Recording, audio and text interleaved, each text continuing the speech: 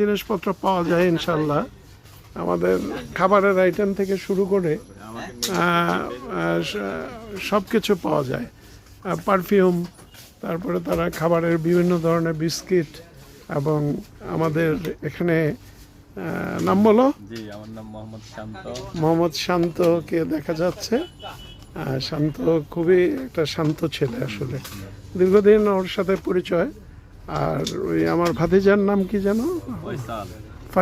ফয়সালের সাথেও দীর্ঘদিন পরিচয়। তো আমরা ছোট একটা ভিডিও